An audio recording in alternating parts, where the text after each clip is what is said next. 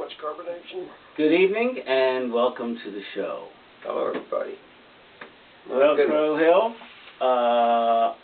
what do we have here? Yeah, we have a stout that is a little too interested Pretty carved. Pretty carved. We're going to have to kind of give it a minute. This is the homebrew stout. And we got a couple of interesting ideas with this stout here, but we're going to have to let it calm down a bit. It was sitting next to a porter, just got excited. Who wouldn't? So, what do we got going on for today? Well, give me some details on the grain bill. Yeah, sure. So what makes it a stout and all that kind of stuff? Yeah, what makes it a stout and how, ABV, people seem to like that. Sure, right. So it's basically, it's like a porter, except it has some roasted grain. So, it's dark. And stouts, people oftentimes will think that a stout means that it's high alcohol. That's very common. That's widespread. Whoa, I got to, I'm not going to have one. Oh, you have something light. Something with the word light in the title. Right. And the truth of the matter is, stouts are not necessarily high alcohol at all. No, Guinness is not high alcohol. It's roughly right. It's right around a Miller Lite. Guinness is really, it's really a light beer. Yeah. It's low alcohol, low calorie. It's probably a 3.5 or something. Yeah, it's just black. Yeah. Okay, fine. So this one is around 5.5%, and it's got some roasted barley. It's a relatively straightforward, simple stout. Uses an ale yeast for fermentation, like most. Stouts are not lagers, which we'll actually get into in a minute. It's an ale, so it uses an ale yeast. And how are we doing on aroma? Yeah, it's roasty. Roasty, yeah. And that's what distinguishes a stout from porter is the roastiness. So, as a matter of fact, while we're letting that guy calm down, why don't we go into we have our first question from a listener. Okay. All right. So, let me see if I can pull up this question. We have a question from Herr Doctor. And Herr Doctor asks, if I can find it. So, he's asking about lagers. And he says, question from Herr Doctor. I live in the country that gave birth to the pilsner. But the British apparently invented the lager. We'll talk about that. Yeah. They seem to be closely related. Would you please explain the relation between the two? And then he goes on to clarify his question a little bit. My question about pilsner and lager has much to do with Americana. Before the explosion of microbreweries, American beers were predominantly classified as one of these two kinds. There were occasionally cream ales, which we had in the previous episode, and malt liquors. I can't remember a single domestic dark beer from those days. I can. There was a Michelob dark, but still. Lowenbrau. That was Miller, even though it sounds very German. That's right. Yeah, a few things on.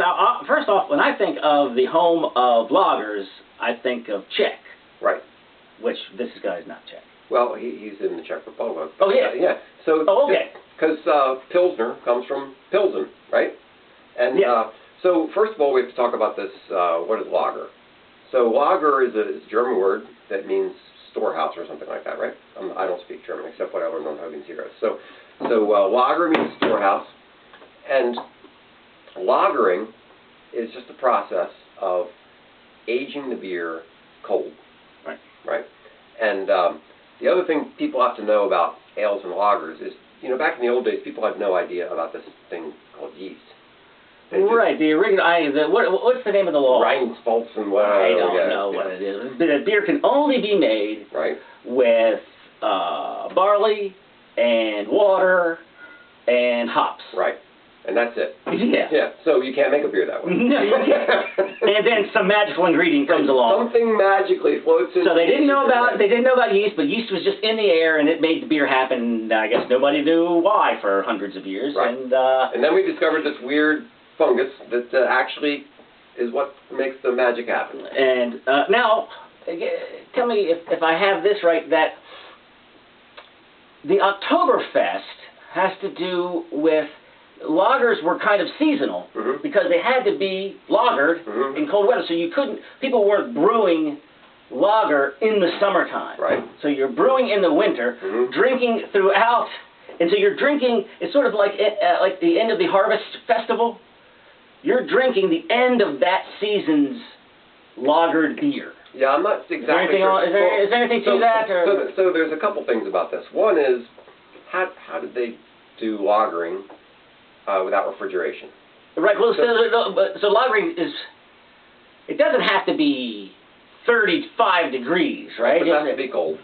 But I think what they did, from what I understand, what they did is in the wintertime they'd go out to the lakes and they'd carve big blocks of ice. And they take these big blocks of ice and they put them back in caves. Yes, that's what I understand. And then that was the refrigeration, right? It's kind of like the old days in America when the Iceman would come around. Right. So you would be doing this in the spring. Yeah. Right, where you just because the ice has just been available. Yeah. And so are you buying my Oktoberfest? Yeah. So there is a seasonality to it for sure. So that was kind of like the end of the lagering season because it's I'm not sure how long the ice lasts, but they're brewing the beer in the spring and they're drinking it in the fall. But the lager would be stored cold and aged cold, and that's what gives it that crisper flavor. So a lager, there's another distinction between ales and lagers is that an ale is called a top fermenting yeast and a lager is called a bottom fermenting yeast. And the lager gives a crisper, cleaner flavor. And part of that has to do with the fact that it's done colder. And also part of it, of course, just the... Does it have to be shipped cold? Well, that's the... course. Yeah, I don't know if that's a gimmick or... Although, I tell you... Cold filtered. Well, I mean, I guess it's cold. If it's coming out cold... It sounds silly, but I swear to you that I used to be able to taste the difference between Michelob that had gotten warm and Michelob that... Well, people... now they say there's something to it. Now, so let's go back to the Pilsner... The Herr Doctor acts like that Pilsner lager is like the big distinction. But really, it's ale lager... Right. And then Pilsner is a subset of the lager. Right? Yeah. And the most common one. Well, ales, and basically anything else that you're drinking that's not a Pilsner is most likely an ale. Well, there are German lagers, of course. There's the Helles lager and there's the, Bocks and whatnot. Those are lagers. They're not Pilsners. Right. But generally speaking, when we think, in America, when we think of Pilsners, we think of, Pilsner Urquell and real Czech Pilsners. And then we think of American-style Pilsners, so-called, Budweiser and all that kind of. Those are all, and that's what we grew up on. We'd go to the liquor store and look around, and then you grab the Budweiser and you leave. That's basically all there was. So, yes, there, as he says, there were occasional cream ales. You had the Genesee and whatnot. Genesee, sure. And there weren't that many dark right, beers. and he said malt lick. So I say. He was dead on. He was drinking what I was drinking. You're drinking Budweiser, and if you're deviating, you're drinking Mickey's Big Mouth, right, malt liquor, or Genesee Cream Ale. Right. So or every once in a while you'd get a Colt 45 or something. Old English 800. But some of you guys were a little fancier there. I remember a lot of St. Pauli Girl. Yeah. Right. And what else was? But once you deviated from the American Pilsner, it was a European beer. You didn't have, there weren't all kinds of varieties of American beer. Right. So let's just kind of summarize it here. Basically, historically speaking, British beers would be ales, which means that they would be fermented at a higher temperature. Right. And generally speaking, ales have a fruity kind of a aroma and flavor to them, where lagers tend to be crisper. You lose a lot of that fruitiness and whatnot. Now, Brits obviously make lagers and they do whatever they want, but historically, the bitter and the mild and the extra special bitter and all the historical British ales, porters and stouts, are all ales. Like here's a stout and it's an ale. Yeah. Now, some people think, I've heard people say that the difference between ale and a lager is like an ale is dark and it has nothing to do with it. Color has nothing to do with it. All it has to do with is the temperature it's brewed at and the yeast that's used. So you have like Oktoberfest beers or lagers, and you have Bocks and whatnot. But Pilsner is just a subset of it. And supposedly there's something about the water in Pilsen that contributes to a distinct flavor for Pilsen. Yeah, that's right. And Guinness is the same thing. Like if you want to brew a Guinness style beer, you need to add gypsum to your water, whatever, to get it that water quality. Burton-on-Trent, the same thing with Bath Ale and all that. Yeah. So when they didn't know any of this stuff, it was lucky that each region had its own distinct beer, not because the artisans were skilled in a different way, but there was different natural yeasts in the air Yes. and different qualities to the water that they were brewing with. Exactly, So, and they didn't even know about yeast. They were just getting what they got. And a lot of the old Belgian monasteries that brewed beer for such a long time had yeast living in the stone walls, you know, and that was the yeast. And Right. that's just what they got. Right. And if you're in Burton-on-Trent or if you're someplace else, you get some other yeast because that's what's there. And there must be some particular yeast thing going on in Belgium because there's like a brewery for every 25 people. Yeah, right. You know. And it's an interesting flavor. Belgian beers. Yeah, Belgians have their own distinct flavor. And it must be just a yeast that lives in the region. Of course, now you can buy that yeast and brew that beer anywhere, but you know, for generations. And if you have bad luck enough to live someplace that you know the yeast gives you a bad flavor, I guess you drink wine. So, which kind of brings me to another point here. So, a long time ago, a buddy that I worked with told me about this drink told me about this drink that World War I fighter pilots, you know, you don't think much of World War I fighter planes. They're just those silly old planes with magnificent men and their flying machines and all that. Well, they would go out and do their thing and come back if they survived, and they would drink stout with port poured into it. So now these give that a gas here. Frenchies? No, I don't think these were Frenchies. I think these were the Brits. So it was a Guinness stout with port poured into the stout. Now, but this is a commercial stout. It's a homebrew. It's a homebrew port. Homebrew port. Okay, you just put it in the. Just put it in a bottle with a nice label. You know, look at that. Yeah, look at that. Nice Isn't that great? Just came along with the kit. This is not. So this was a blend for the Flyboys. Right.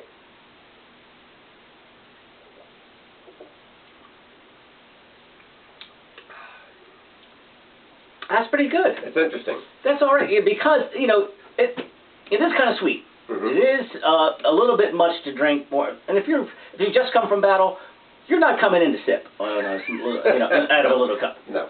Okay, adrenaline is running high. That's right. Yeah. No, you're ready to pound. No. You're not pounding this stuff. No. So you want a couple things.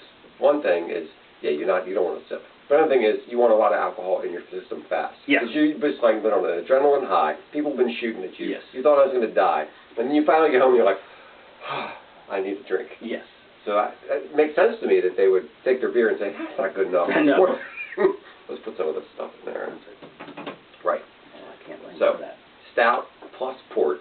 There's a special name for it. I don't remember what the name is. But, Sport.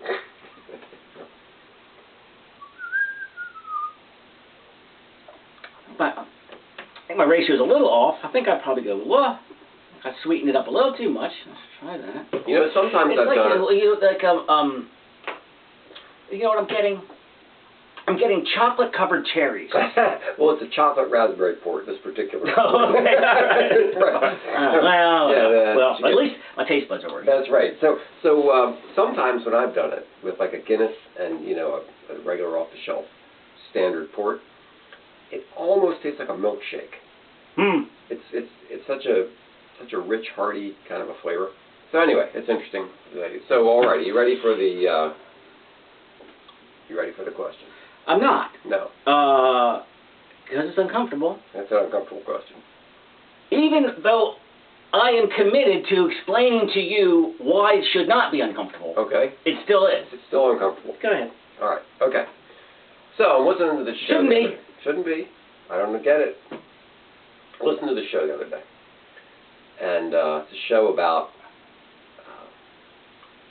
It's a show about a show. Actually, they were talking about some TV show, and they keep saying the N word. I mean literally they are saying the N word. Right. Yeah, right. They're not saying what that signifies. They're saying that. And I'm stopping. I'm thinking, such tippy-toeing. Yeah. Is this like Voldemort? You know, he who must not be named. He who must not. Is this like we're Orthodox Jews and we have to write G-D because God's name is sacred? You know, right? God. Yeah, I mean, what is this? Why are we saying? Right. Which in those cases N-word? you have really you have elevated this word Yeah. to a degree where it lives beyond all other words. Right. You know, the Voldemort and the G space D. Right. It's either Yes. sacred or it's so. Oh my gosh! If I say that, a demon will come. You know. You'll conjure up some exactly. evil that will. Right. I'm going to conjure. That's the level of it. That's, so you would think that basically that word is never spoken. I was in a gas station the other day and I heard nigger coming from two cars at the same time, who both guys apparently, not only are they comfortable with the word, they want to share it with everybody else. Sure. They both have their car windows down and they've got competing N-words at a gas station. And here's the thing. Really, so is it that delicate? Yeah. Well, no, it's not delicate. That's the thing. I mean, we both agree that it's a rude word, and we're never going to call anybody that word. You never directed them. No, you never call somebody that. That's or refer to something. No, I'm just not going to do that. I'm not going to do that. I'm not going to say this guy is over. I'm not going to do that. It's wrong. But when I'm referring to the word word nigger, that's a word. I'm just referring to Let's the word. say I'm talking to you about some guy I work with. This guy I work. I go, man, this guy I work with, he must think it's he's living in Alabama in 1955. Right. He throws the word around nigger so freely, like it has no impact. Right. You're not calling anybody that. Yeah, right. So I'm explaining the situation and the inappropriateness, or just with my wonderful guest experience, say, you know, I'm a rap fan. I'm not. I'm a rap fan, you know, I like it, but you know, that gangster stuff where it's nigger this, nigger that, I hate that stuff. Right. Yeah. Did you hear about the Princeton professor fired for saying nigger in his classroom? Oh my gosh. Well, here. So I had to write it down because I couldn't remember. Right. Okay. So this is Princeton. Yeah. It's a 200 level class. So what? These are 19-year-olds. Right. This is Anthropology 212. Cultural freedoms, hate speech, blasphemy, and pornography. That's what the class is about. So this is the class. So the class is about offensive stuff. Yes. Okay. So, but think about this. Ivy League 19-year-olds, social justice warriors, the only people who would take the class. Right. Trigger happy. Yep. What could go wrong? Oh, I can't imagine. I mean, the class was doomed from the beginning. Absolutely. Because the only people who are going to show up are people who come in thinking, how can I be offended by this class? Yes. Or how can, no, they're already walking around trying to be offended anyway. Trying to out be offended by everybody else, yes. Or just be offended on somebody else's behalf, yes. which is my favorite part of being offended. Right, yeah. But no, now we've got a class that's dedicated to things that I would certainly be offended by. Yes, exactly. And what happens? They're offended. They're offended. Gosh, you could have guessed it. Yeah. Hate speech. So you got fired for this. Well, that's the other thing. Okay, you know, people have to go to HR and get a reprimand. You know, you get a letter in your file. Yeah, right. Don't do that again. Yeah. Right. No, you're going to be fired. Which means not just that everybody in that classroom was crazy, but the administration was crazy, and whoever they report to is crazy. Nobody like the board of directors or somebody didn't come out and say, cut that out. That guy's a tenured professor. What are you doing? And what they need to do, which happens quite a bit, I think, is they take some very quick action, and then they just wait for something else to get everyone's attention. Exactly. Move the attention somewhere else. And then you bring the guy back. Wait for Trump to tweet something.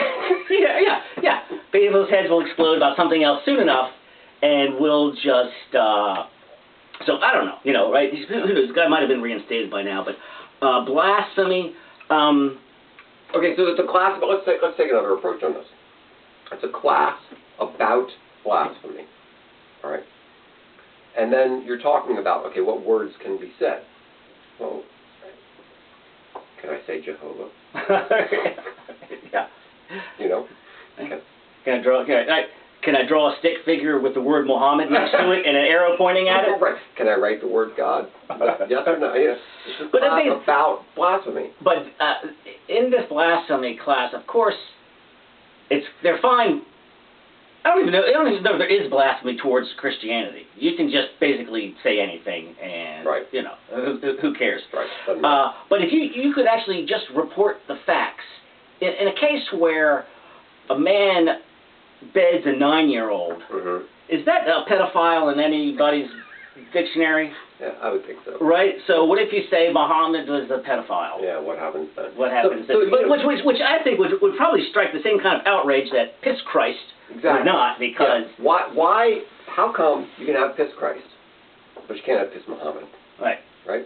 You can't even have a stick figure Muhammad. Right, yeah. Well, I mean, the obvious answer is, if you do Piss Christ, people will go, oh, that's gross, but they won't kill you. Yeah. Yeah.